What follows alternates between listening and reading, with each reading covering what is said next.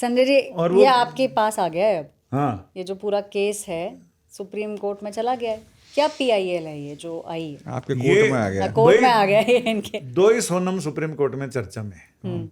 एक तो सोनम वांगचुक, वो हाई कोर्ट में गया है। हाई कोर्ट ने कहा है कि सोनम वांगचुक की का जो जीवन है अनमोल है, इसलिए उसको, तेरा वाला अनमोल नहीं, दूसरा वाला तू राजी हो बात तो रहा वही की है। है। बात तो एक ही है। तो उनका जीवन अनमोल है, तो उसके लिए सरकार हर संभव प्रयास करे कि किसी तरह की मुश्किल ना होने पाए। और उन्होंने कहा कि भाई इनके समय समय पे जांच कराई जाए और जांच रिपोर्ट भी हमें दी जाए स्टेटस। दूसरा सोनम?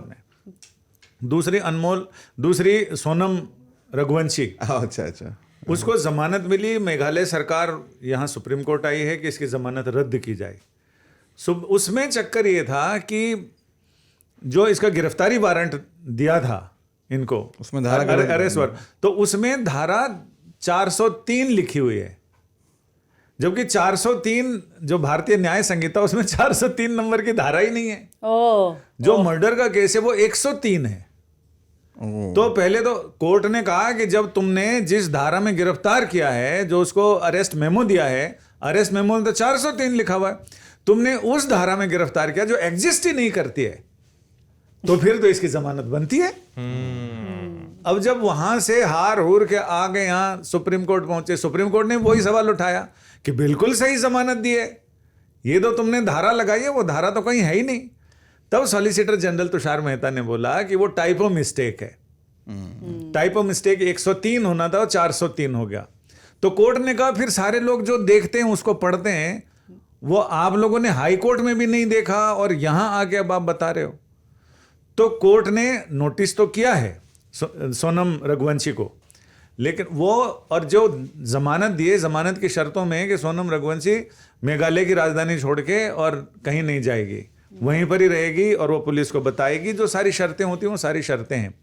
अब उसका जवाब आना है, जवाब मेघालय सरकार ने दिया होगा। अब किस तरह से उन्होंने नाक सीधा पकड़ी है, घुमा के पकड़ी है, सीधा सीधा सरेंडर कर दिया कि माय लॉर्डशिप हमसे तो भूल हो गई, अब हमका माफ़ी दे दो, हमसे भूल हो गई।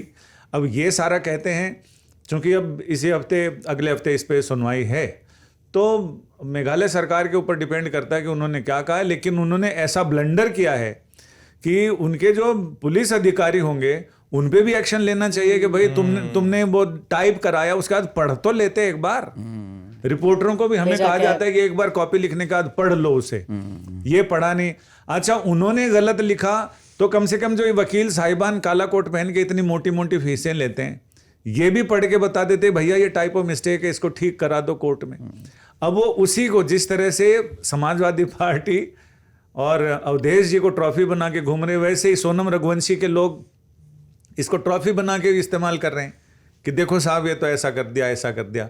कोर्ट भी कहते, कोर्ट भी सीधा उस पे ही, प्रमाणों पे ही चलती है। जो लिखितम है वो बक्तम पे नहीं चलती कोर्ट लिखितम पे चलती है, लिखितम पे ही बक्तम होता है। अब यहाँ पर ये सारी चीज़ें अड़ी हुई हैं। अब ये देखना होगा कि इधर सोनम वांगचुक को कैसे एक सही स्केप निकलता है वहाँ से निकलने का, और यहाँ सोनम रघुवंशी को क्या स्केप निकलता है, या ये फिर से वापस।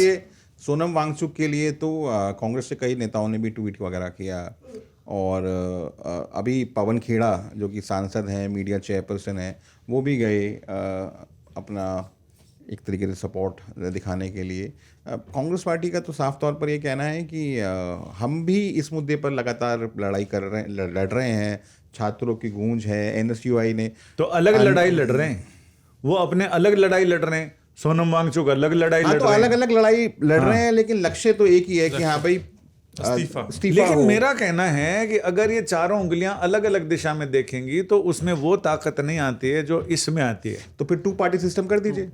नहीं, 2 पार्टी नहीं। अगर आपको अपनी लड़ाई लड़नी है और एक ही लक्ष्य के लिए लड़ रहे हैं, तो अगर आप एक साथ लड़ें तो उसमें 1 और 1 11 हो जाएंगे ना। फिर वही तो कह रहा हूँ, फिर 2 पार्टी सिस्टम कर दीजिए। जैसे सोनम वांगचुक को, और वहां पर लोग बिरयानियां खा रहे हैं भूख हड़ताल। समाजवादी पार्टी के जो नेता हैं वो राहुल गांधी को क्यों नेता मानेंगे? मैं वही कह रहा हूं कि राहुल गांधी के जो लोग हैं सोनम वांगचुक को, युवाओं को ये कहना पड़ा कि आप मेरे सामने बिरयानियां मत खाओ और मैं यहाँ भूख हड़ताल बैठा हूं। हाँ, उन्होंने अपने भाषण में बोला, उसका वीडियो है। वो कह रहे हैं कि आप यहाँ ठूस ठूस के खा रहे हो, कम से कम एक दिन तो मेरे साथ सपोर्ट करो और एक साथ भूख हड़ताल पे बैठो।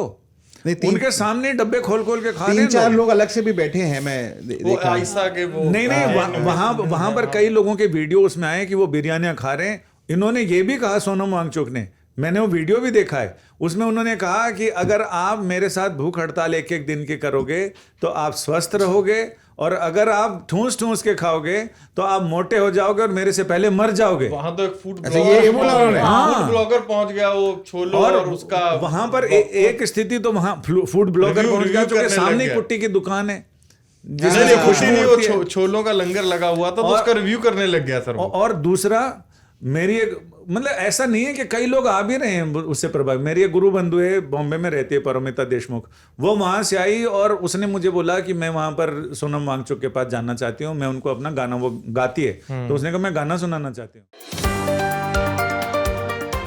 Reporters off.